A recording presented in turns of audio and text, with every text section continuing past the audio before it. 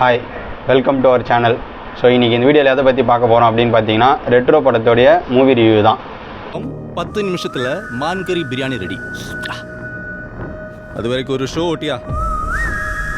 So இந்த படத்தில் வந்து எல்லாருக்குமே தெரியும், சூர்யா, பூஜா ஹெட், அப்புறம் சந்தோஷ் நாராயணன் மியூசிக்கல், அப்புறம் வந்து பார்த்தீங்கன்னா கார்த்திக் சுப்ராஜோடைய படம்.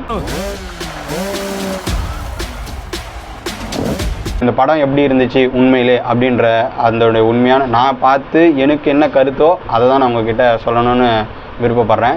ஸோ ஃபர்ஸ்ட் ஆஃப் ஆல் இந்த படத்தோட இது வந்து பார்த்திங்கன்னா இப்போ சமீப காலங்களில் எனக்கு பார்த்த ஒரே விஷயம் வந்து என்னென்னா, சமீப காலங்களில் வந்து பார்த்திங்கன்னா சூர்யா சாரோடைய படம் வந்து பார்த்திங்கன்னா ஓரளவுக்கு எந்த படமும் அந்தளவுக்கு நல்லா இல்லை அப்படின்ற மாதிரி தான் மூவி ரிவ்யூஸாக இருக்கட்டும் எல்லாமே அப்படி இருந்துச்சு.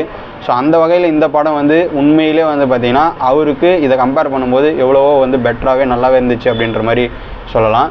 போர் கொடுக்கிற போதை இருக்கு. போய் இந்த ரத்தம் சண்டை போய் திடீர்னு பீஸ் டெமோக்ரஸி எல்லாத்தையும் விட்டுட்டு வீட்டில் உட்காந்துட்டு தின்னுட்டு தூங்கிட்டே இருங்கண்ணா.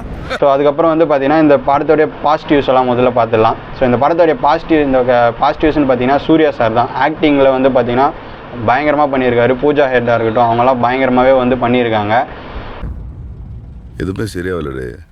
அடிதடி, கட்ட பஞ்சாயத்து, ரத்த கலரி, ரவுடித்தனம். ஸோ இந்த படத்தோடைய கதை வந்து என்ன அப்படின்னு பார்த்தீங்கன்னா, கிட்டத்தட்ட வந்து ஒரு ஜிகிர்தண்டா XX படம் நீங்கள் பார்த்துருந்தீங்கன்னா அவருடைய அந்த கார்த்திக் சுப்ராஜோட படம் எப்படி அந்த ஃபேண்டசி அதே மாதிரி அந்த வேர்ல்டில் இருக்குமோ கிட்டத்தட்ட வந்து பார்த்திங்கன்னா அதே மாதிரி தான் இந்த படமும் இருக்குது.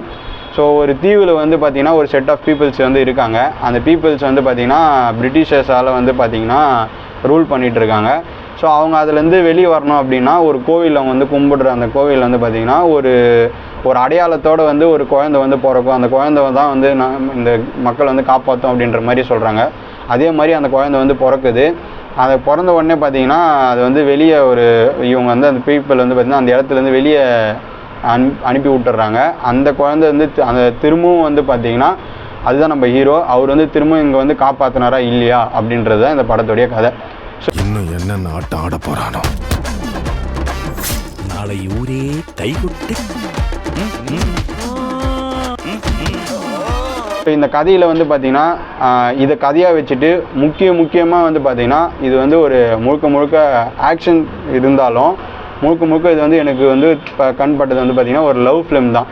அந்த பூஜா ஹெட்டுக்கும் சூர்யாவுக்கு இருக்கிற அந்த லவ் ஃபிலிம் அந்த கெமிஸ்ட்ரி வந்து பார்த்திங்கன்னா பயங்கரமாக ஒர்க் அவுட் ஆகிருந்துச்சு அப்படின்ற மாதிரி சொல்லலாம். சினிமோட்டோகிராஃபராக இருக்கட்டும், சந்தோஷ் நாராயணன் மியூசிக்கெல்லாம் வந்து பார்த்திங்கன்னா பயங்கரமாக இருக்கும். அதே மாதிரி அந்த கன்னிமா சாங்கெல்லாம் வந்து பார்த்திங்கன்னா ஆல்ரெடி வரத்துக்கு முன்னாடியே பயங்கர ஹிட் ஆகிடுச்சு. தேட்டரில் பார்க்கும்போது இன்னமும் வந்து செலிப்ரேட் பண்ணி பார்க்குற மாதிரி தான் இருந்துச்சு.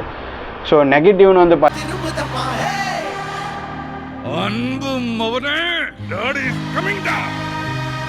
பார்த்தீங்கன்னா வந்து பார்த்திங்கன்னா சில லாஜிக் மிஸ்டேக்ஸு இதெல்லாமே இருக்கிற மாதிரியான ஃபீல் ஆச்சு.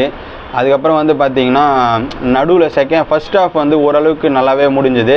செகண்ட் ஹாஃப் வந்து பார்த்திங்கன்னா லைட்டாக லேக் அடிக்கிற மாதிரி இருந்துச்சு. அப்புறம் கிளைமேக்ஸ் வரும்போது ஓரளவுக்கு கிளைமேக்ஸ் வந்து நம்மளால் ப்ரிடிக்ட் பண்ணுற மாதிரி தான் இருந்துச்சு. பட் இருந்தாலும் கிளைமேக்ஸ் வரும்போது ஓரளவுக்கு ஓகே அப்படின்ற மாதிரி தான்.